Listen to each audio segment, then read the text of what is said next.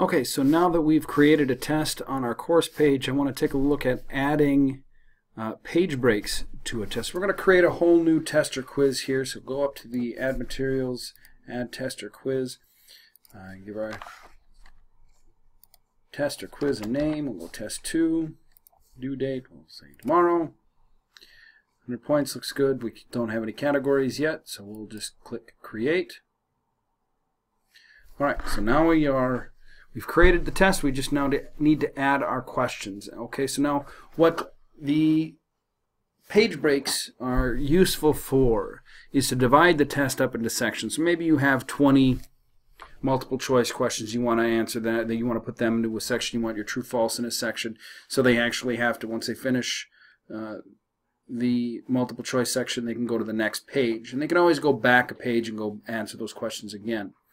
But they can navigate through the test, and you can kind of divide it up into the sections if you want to. Another useful tool, another useful way to use it, is that you could include a text. So that English language arts, they could use insert a text for the students to read and separate and have multiple choice questions or true false questions based on that passage, and then insert a page break, and that would bring them to the next passage and set of questions. So I'll show you how to do that now. So when we add a question, if we were going to actually do that, well, as far as insert a passage, have the questions, then insert the page break, we will want to actually use the text. So we put our passage here. Caps lock on.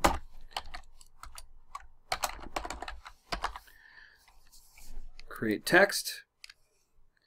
We'll add our first question, make it multiple choice. Put our question here.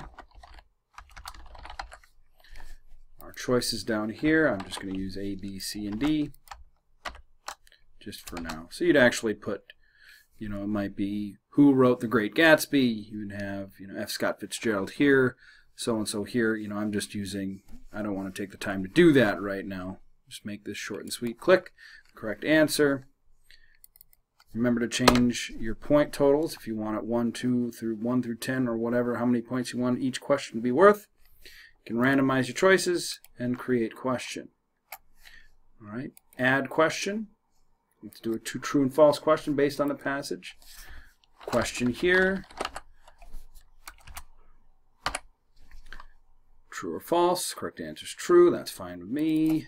1. Create question. Okay, so now we have 2 questions that follow this passage here, and we can insert a page break. Under Add Question, there's a page break there, and you'll see this blank line here on the Test Creator page. And so when you insert another question, it's going to appear after that line. Let's do another passage that they have to read. Create the text. There, and then we would continue to add questions after that. The nice thing too is before you save anything or before you add the quiz or test to the course, you can actually preview what the test looks like. So we can begin the test and quiz. All right, so we have our passage up here, and we have the 2 questions that go along with that passage. We go to the next page. There's our next passage, and once we keep creating, we might have questions under there as well. All right, so that's how to use page breaks and what they can be used for in the test and quizzes in your course page.